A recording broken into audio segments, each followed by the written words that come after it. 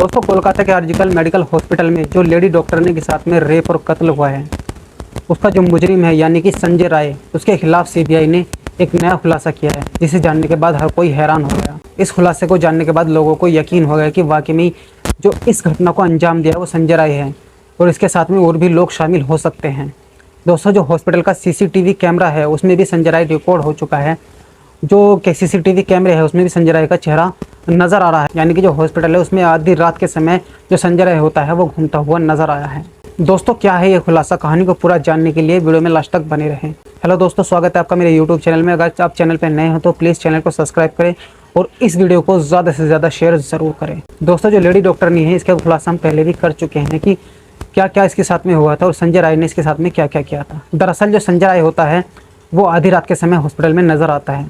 मामला कुछ इस तरह था कि जो लेडी डॉक्टरनी होती है इसके पास आधी रात के समय इसकी माँ का फ़ोन आता है। इसकी माँ पूछती है कि बेटा तुमने खाना खाया? ये कहती है कि नहीं माँ, अभी खाने खाने का समय नहीं हुआ है, अभी पहले एक हॉस्पिटल का चक्कर लगाऊंगी, सभी मरीज़ों को चेक करूंगी कि किसी मरीज़ को कोई परेशानी तो नहीं है, उसके बाद खाना खाऊंगी।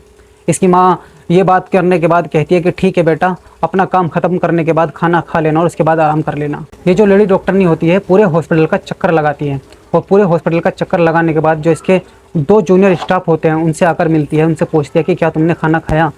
ये कहते हैं कि अभी नहीं खाया, तीनों साथ में ही बैठकर खाना खाएंगे। उसके बाद ये तीनों बैठकर साथ में खाना खाते हैं और खाना खाने के बाद ये जो लेडी डॉक्टरनी होती है कहती है कि मैं 36 घंटे से लगातार ड्यूटी कर रही हूँ, इसलिए मैं बहुत ज़्यादा थक गई हूँ, मैं आराम करने के लिए जा रही हूँ। उसके बाद ये जो लेडी डॉक्टरनी होती है उस हॉस्पिटल के 4थी मंजिल पर जाती है जहाँ पर एक सेमिनार हॉल होता है। ये वहाँ पर जाकर आराम करने लग जाती है। उसके बाद जो संजय राय होता है वो करीब 1 बजे एक मरीज़ को लेकर हॉस्पिटल में आता है और वहाँ पर आकर उस हॉस्पिटल में उस मरीज़ को भर्ती कराता है। उसे भर्ती कराने के बाद थोड़ी देर हॉस्पिटल में घूमता है और फिर वहाँ से चला जाता है। वहाँ से जाने के बाद वो फिर दोबारा उस हॉस्पिटल में आता है करीब 3:45 बजे। 3:45 बजे जब वो हॉस्पिटल में आता है तो नशे की हालत में था और नशे की हालत में जो ऑपरेशन थिएटर होता है उसमें जाकर लोग तोड़फोड़ करता है, यानी कि जो ऑपरेशन थिएटर का दरवाज़ा होता है पहले उसे तोड़ता है, फिर अंदर जाकर सामान में तोड़फोड़ करता है। जब इसे वहाँ कुछ नज़र नहीं आता है तो ये उस हॉस्पिटल के टॉप फ्लोर पर पहुँच जाता है, यानी कि उसी सेमिनार हॉल में पहुँच जाता है जहाँ पर ये लेडी डॉक्टरनी सोई हुई थी। उसके बाद ये लेडी डॉक्टरनी के साथ में ज़बरदस्ती करने की कोशिश करता है, लेकिन जब ये लेडी डॉक्टरनी विरोध करती है तो ये इसके साथ में मारपीट करता है, क्योंकि ये जो संजय राय होता है ये बॉक्सर था।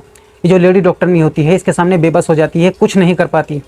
ये इसके साथ में बहुत ज़्यादा मारपीट करता है, बहुत बुरी तरह से मारपीट करता है और इसका सिर दीवार में मारता है, जिसकी वजह से जो लेडी डॉक्टरनी थी इसने चश्मा पहना हुआ था, वो जो चश्मे का कांच होता है उसकी आँख में घुस जाता है और उसकी आँख से खून बहने लगता है। उसके बाद जो संजय राय होता है उसके साथ में रेप करता है और उसे बुरी तरह मारता है और रेप करते हुए न जाने कब उसका हाथ उसकी लेडी डॉक्टरनी की गर्दन पर चला जाता है और उसकी गर्दन टूट जाती है। उसके बाद जब ये घटना को अंजाम दे देता है तो वहाँ से भाग जाता है और जब सुबह स्टाफ हॉस्पिटल में आते हैं और जब उस सेमिनार हॉल में जाते हैं, यानी कि मुर्दा पड़ी थी, यानी कि मर चुकी थी, उसके बाद इस घटना को जो हॉस्पिटल का प्रिंसिपल होता है उसे खबर दी जाती है।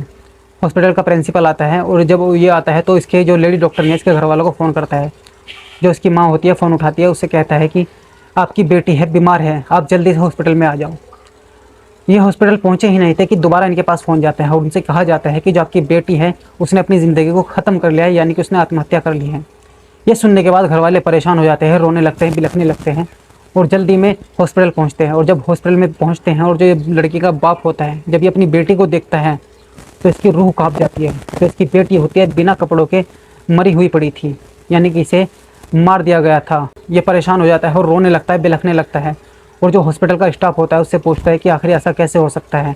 रात को ही मैंने अपनी बेटी से बात की थी, वो बिल्कुल ठीक थी, फिर अचानक से कैसे ऐसे हो सकता है कि वो पहले बीमार होती है और फिर वो आत्महत्या कर लेती है? लेकिन इसे देखने के बाद ऐसा बिल्कुल नहीं लग रहा है कि इसने आत्महत्या की है, इसका तो कत्ल हुआ है। तभी जो लड़के का पिता होता है उसे पीछे से आवाज़ आती है कि सेटलमेंट कर लो।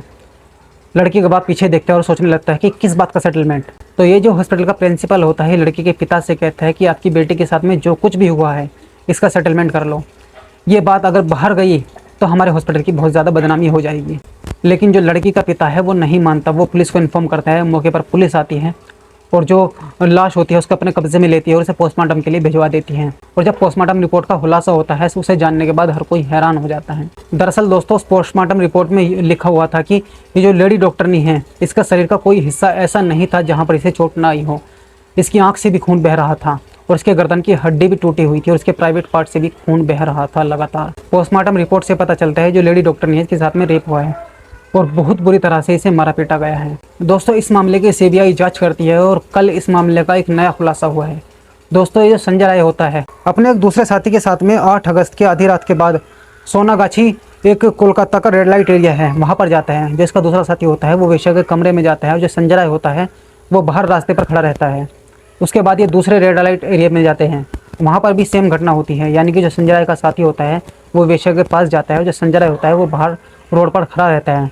वहीं से एक महिला गुजर रही थी जिसके साथ में जो संजय राय होता है छेड़खानी करता है। उसके बाद जो संजय राय का साथी होता है वो अपने घर चला जाता है और जो संजय राय होता है वो आरजीकर मेडिकल हॉस्पिटल की तरफ चला जाता है और वहाँ पर जाकर जो ऑपरेशन थिएटर होता है वहाँ पर जाकर उसके दरवाजे में लात मारता है और उसे दरवाजे को तोड़कर अंदर जाता है और वहाँ पर जाकर तोड़फोड़ करता है, लेकिन वहाँ उसे कुछ नहीं मिलता। उसके बाद जो उस बिल्डिंग का टॉप फ्लोर था उसमें जाता है जहाँ पर सेमिनार हॉल होता है। वहीं पर जो लेडी डॉक्टरनी सोई हुई थी वहाँ पर जाकर वो उसके साथ में ज़बरदस्ती करने की कोशिश करता है।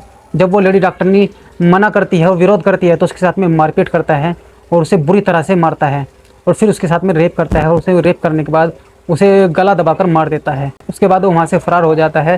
फिर सुबह को स्टाफ को पता चलता है और उसके घर वालों को इन्फॉर्म किया जाता है और फिर पुलिस आती है और पुलिस आने के बाद जब इस मामले की छानबीन करती है तब संजय राय पर यह खुलासा होता है और संजय राय सीसीटीवी कैमरे में भी रिकॉर्ड हो जाता है कि उसे आधी रात को जो हॉस्पिटल के अंदर देखा गया था। और जब संजय राय को हॉस्पिटल के अंदर देखा गया तो वो फुल नशे की हालत में था, यानी कि उसने शराब का इतना ज़्यादा नशा कर रखा था कि उसे बिल्कुल भी होश नहीं था कि वो क्या कर रहा है और कहाँ है। दोस्तों फिलहाल इस मामले की जो जानकारी थी वो हमने आप तक पहुँचा दी है। जैसे ही इस मामले की और कुछ जानकारी हमें मिलती है हम आप तक ज़रूर पहुँचाएँगे। दोस्तों इस घटना को सुनाने का मकसद किसी को परेशान करना नहीं है, ना ही किसी को ठेस पहुँचाना है, बल्कि आपको जागरूक करना है। इसलिए सावधान रहें, सचेत रहें।